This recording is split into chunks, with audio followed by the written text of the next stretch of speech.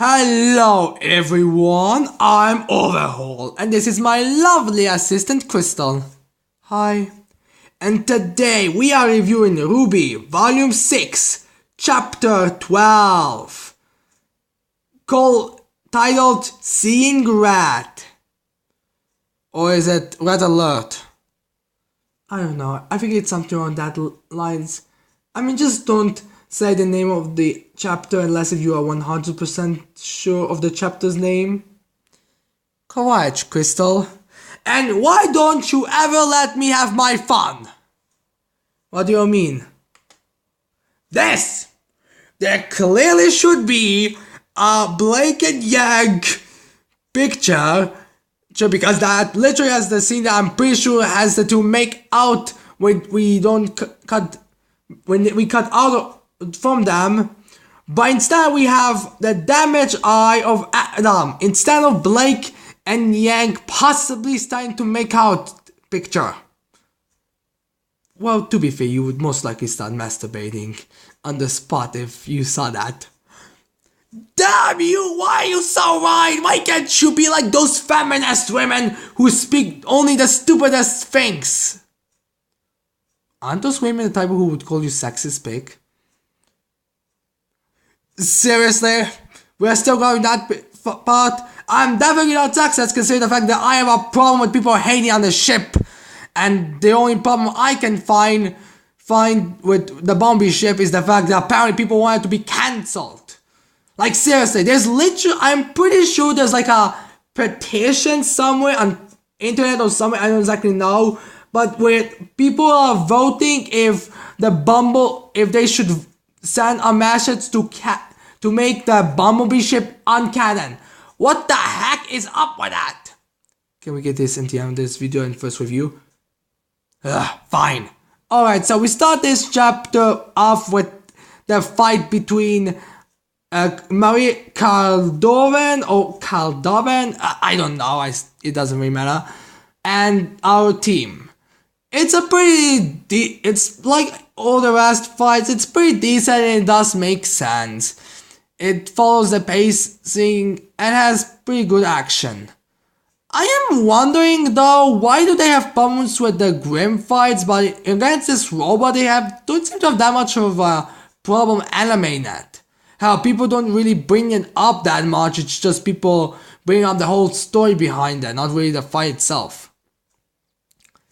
I don't know, maybe it's because Grim are, supposed to be more animalistic in nature, while this robot's supposed to be somewhat, I don't know, that's maybe the possibility? Who really knows? But yeah, anyways, they have this little fight. Now, first they have a plan about blowing up the cannon, the rockets that giant robot has. And people seem to have a little bit of a problem with Oscar being the one coming up with this strategy, but I don't know, this strategy seems to be like a basic logic type of a strategy. How he even began is saying his plan with saying, we know that's how that arm works. So I don't exactly get the complaints here. But yeah, so he said that so Rwby decides that she'll go and shoot those rockets, so maybe it will blow up the arm. I can imagine if you have a bunch of missiles on a robotic arm and all of them automatically detonate, like one detonates and then everyone else detonates, it will probably damage the robot's arm. And that seems to be the main long-range attack focus, and that is pretty much a big problem here. So yeah, Caldovan fight. So yeah, they do that, and they first plan, and they need to decide how they're going to have her activate the rockets, because, you kinda can fire either out of a cannon, or you can fire rockets. So yeah. So Caroline decides to contact Caldovan, because apparently also there has been message from the base, which we find out what's in the end, and it's pretty much what we could be expecting, but she takes Caroline's message first, and she says, What made so laughed and I know exactly. So it's still just a funny joke, and I don't know where exactly to where I'm gonna shove it. Why are you so immature? Why are you so quiet constantly? Because I just don't feel like speaking that much. Be quiet. So yeah, we get to see. Plus, you do say be quiet constantly, and you should listen. Because last time I checked, I'm the guy here who can unalive anyone with a snap of my finger. I'm not even a snap of my finger, just if light bounces off my, well, whatever would bounce off the light, bounce off me first. Like seriously, what part of me bounces off first? Who really cares? So yeah.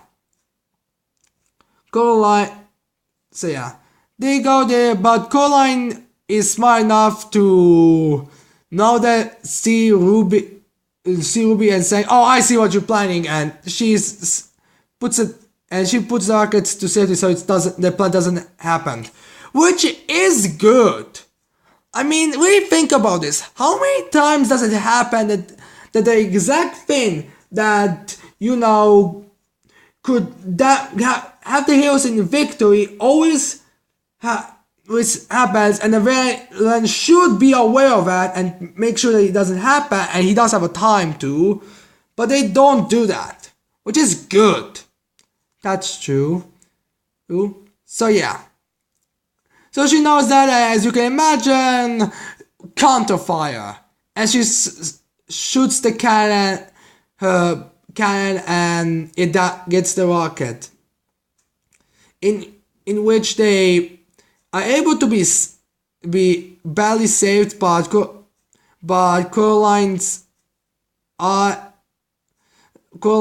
eyes get glasses get destroyed because they are supposed to be a yearly thing, and they seem to be already destroyed when stop working. So yeah, Krogo goes to see the crash because they haven't been right next to it, and he sees Rwby barely being able to walk, and they are clearly outmatched. Then Koldovan shows up to basically end them, and then Rwby decides to go, and Coach just stops the bar. I think they are going a bit over the top right now with Rwby's progression. I mean, that makes sense, but we have so many moments before this that it feels like a bit ridiculous, a bit forced. But yeah, we have to go there and we have this and give her another speech, which are getting annoying. I mean, seriously, what's that, her 5th speech? I believe that's her 3rd speech. And well, in this volume, but I think it's around the same length of a speech as volume 5. So I guess it depends what you really count. Yeah, thank you for the clarification, Crystal. But yeah, we go back to... So yeah, but to be fair, the speech is a lot better than other ones, but I feel like some of the things that Rwby should be like... I do have a little problems where I'm saying like, we don't wanna fight you. We would complete... It's just you don't give any options. It's either not accept... It's either the only wise... It's either none of us go, or only wise goes, and even that as little things as we can possibly get. Which granted is in Coraline's right to deny them, but she could say something like, we'll check to see if you really are Ironwood's threats, or see if there are anything. Because here's the thing, it seems like Arceus can communicate with Atlas to some extent, because it, or maybe it's to some extent, like maybe some, I mean, it is stated in the next chapter they can report things, so clearly there is something like that. So I don't understand. So she could go in contact, and how the way that Rwby ends this speech is saying, so please hear us out. Which is actually a good way to end the speech. It's mostly like the way she kind of keep it vague. She should be saying something like, we have an important artifact that literally draws Grim. I believe that Atlas has a lot better chance at keeping that safe than, if I'm carrying that to, I don't know, Mistral, Arcade, or anywhere. So yeah. I feel like this should be going a little bit more revealing on it, but it's decent. And then Coraline wants to kill her because apparently capturing them would be, I don't know, impossible for the robot. I don't know why she's going to the whole killing thing. Who really cares? So yeah. She tries to fire at Rwby, but for some strange reason she thinks that it's all good if she's close. So Rwby goes in there and she shoots one dust. I believe she shoots stone dust, and that destroys the cannon that Koldovan was using. And as you can imagine, a cannon and then being covered with stone, it's a little bit heavy, so Koldovan cannot fight back, plus her main fighting method was the cannon, so yeah. Rwby wins. Luckily Rwby gets blasted out, just to mention, and Crow saves her, literally catches her. So yeah. And then we cut to Blake, Yang versus Adam. Wow, this was well done, this fight was great. The choreography was amazing. I like the fact that they did make Adam seem to be like, in one-on-one, he wins against the two. It's clear they have it's clear that it's strictly 1v1, they win. But doesn't Yang beat Adam later? Well, to be fair, that I would question if that can really even be counted, because, Adam was already I can imagine that Adam was a little bit more, how do we say, not really thinking straight, and how it's really not, and how it's been mostly the fact that, he's his arm. Then she throws his sword away. If it was something like on a complete field, like in the middle of dry land or something, there was no way to get rid of it. Unless if she breaks it, which is a possibility, but how the way Adam gets killed is with Blake's broken sword. So yeah, I wouldn't exactly consider that. But still. Anyways, they do show up, but anyways, it does make sense kind of way they fight. Now, there's been some questioning why when Blake used her sword as a boomerang, why didn't she just dodge when Adam reflected on her? But I think only Yang was the one concerned, because the way Blake kind of seemed to be like, alright, oh no, that didn't work. Yang, catch it so you can throw me. So I don't exactly know why they don't get it. Then after a little bit of fighting, then Adam throws Blake over the cliff into the wall, because he is stronger, more invulnerable, and the fact the only thing that Blake has over Adam is speed, and even that I can't imagine is, let's say, Flash versus Batman type. Which, ironically enough, Blake can be considered a reference to Batman because of the whole black thing and a little bit of the ears thing, and how she was wearing a bow at the beginning, and Adam could be referenced to Flash because his hair is what speedsters usually have if they don't have like a mask, which he also has, and that, so that's kinda, it's just a little thing to note, I noticed. But yeah, Blake gets thrown into a wall, and she grabs and just starts to climb. I heard some criticism saying that Blake, has she forgot to climb now? Which is just stupid. I don't even get that. I mean, it was clearly Blake falling, that she grabbed and then she starts climbing pretty well. Hell, Hell, the biggest problem seemed to be the stability of the mountains, so I don't really get why people were saying that she apparently decides to forget how to climb. I think that was a minor criticism. Well, it's minor criticisms like that are the reason why only the Kunaverse can only take a minimal amount of their criticism actually seriously. I mean, seriously, how many criticisms towards Rwby can be things that don't even make sense to criticize? This isn't, I hate the Rwby fandom if you... I know, but yeah, anyways. So Adam has the little brief fight with Yang, and he has and he basically said, and the way he basically says things is like, you really think you're faster than me? And Yang still doesn't exactly feel like she can, which the way I kinda see this is like, yeah, she can fight Adam with someone to help her, but on a one-on-one fight, I think she's a little bit scared.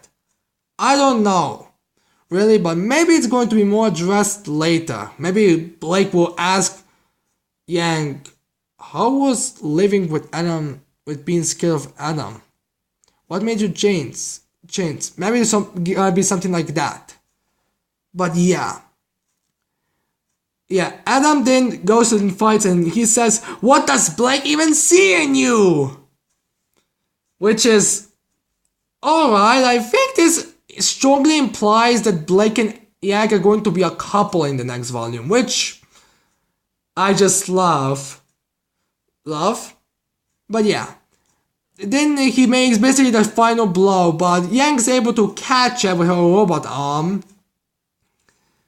And she basically defeats him. Because, he sent a giant blast first, and her aura allows her to get that energy, and she punches him and breaking his aura. And her aura also gets destroyed. So they go. So he tries to use his sword swing attacks, but she throws it over the cliff.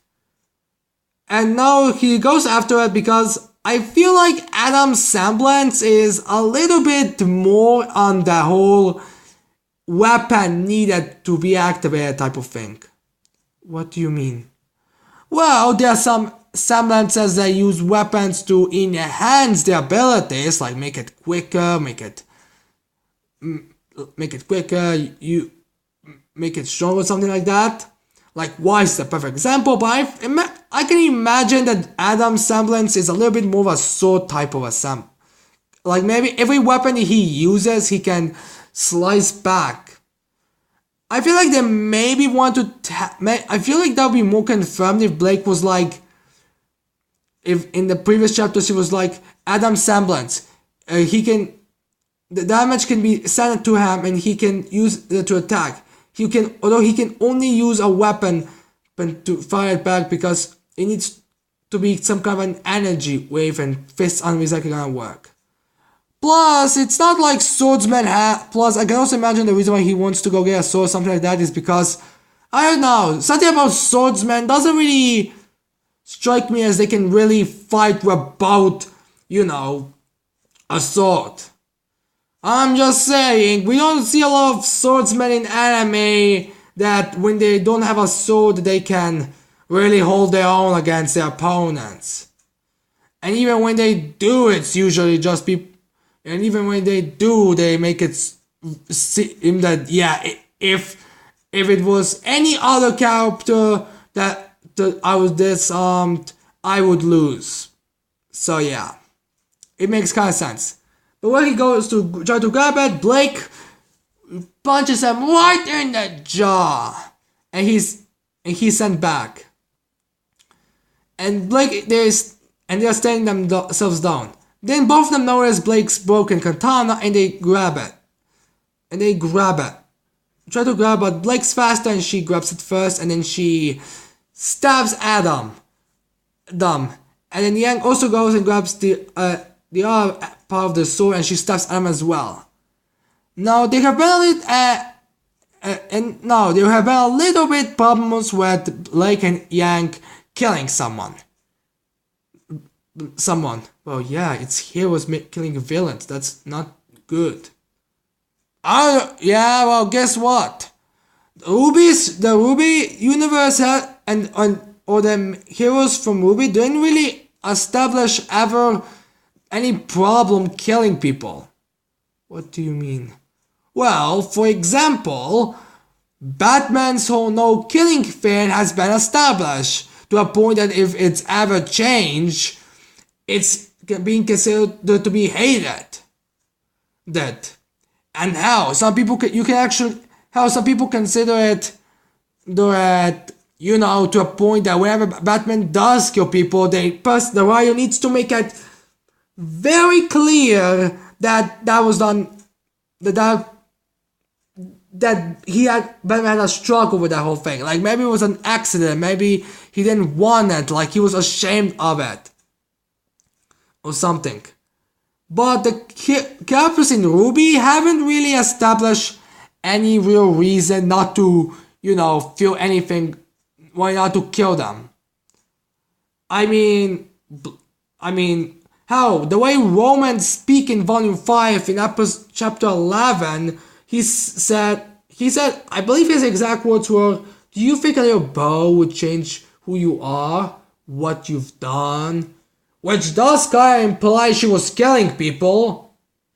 So I don't understand why people are pissed at Blake killing someone and how she did seem to be extremely distraught after basically seeing Adam's corpse being completely killed 100%. Like next time if someone comes across of that corpse, there aren't going to be something like, let's maybe we can save him. No, he will definitely be killed. He was already stabbed with 2 wounds, bleeding, fall on a rock, break his spine most likely, and fall into the river. A 100% kill. And she crumbled later because she knew what she done. Yang's a bit more on the she didn't kill no one ever side. Except for the father soldiers, but let's also be honest, if every time someone would kill a father soldier, we would be considering pretty much every hero a killer. But yeah. So yeah. I don't get the whole killing thing, and plus they have not, and this show hasn't really shown us the characters are not willing to kill. How the way Rwby speaks whenever it comes to Salem seems to suggest that she is totally fine with killing her. And how this isn't something like she assumes like the Salem is some kind of a giant monster Grimm. I mean, she knows that Salem is a human woman that was corrupted by the thing that makes Grimm, and she basically just has a different color skin. So I don't exactly understand the whole. So yeah, they seem to be pretty. So as long as they don't overdo it to a point that they just kill everyone, like a henchman comes, kill him, or something. They just seem to be, these big threats. They kind of want to eliminate as fast as they could. Plus, let's really think about this. Would it really be smart for them to just knock Adam out?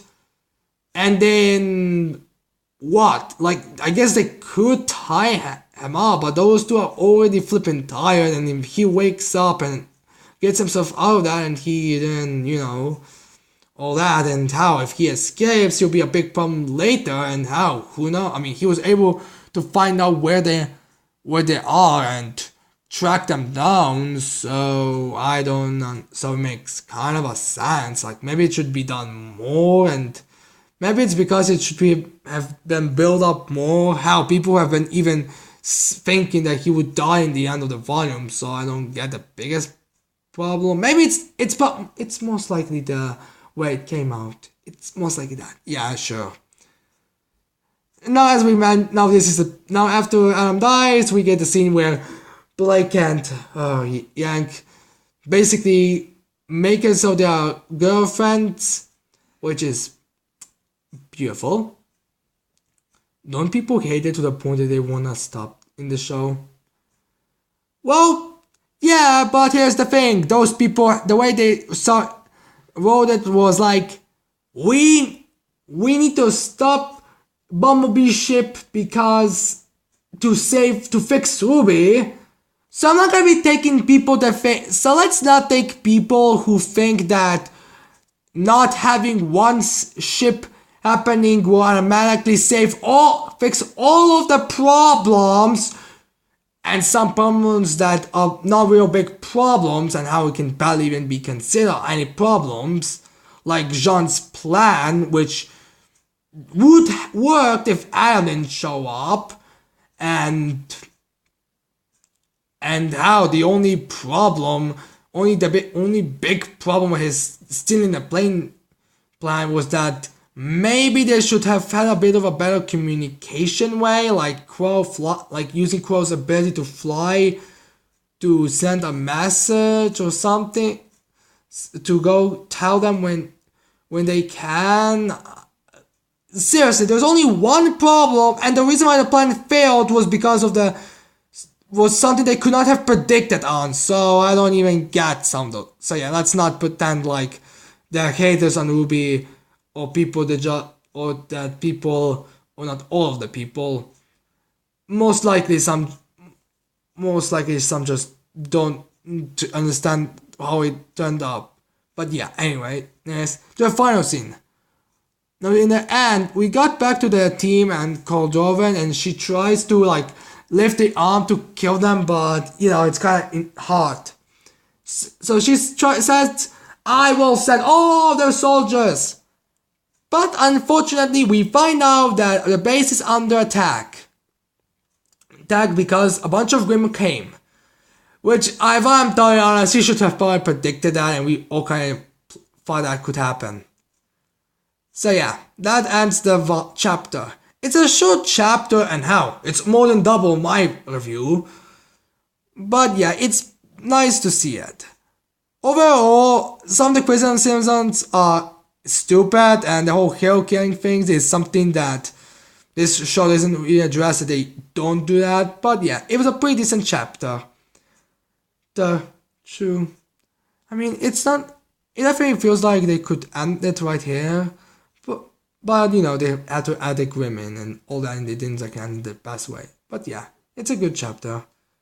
Well, anyways, I hope you liked this video. I hope you're gonna leave a like and subscribe to my channel for more videos in the future. And that's it. I cannot wait to see all of you people next time. Bye.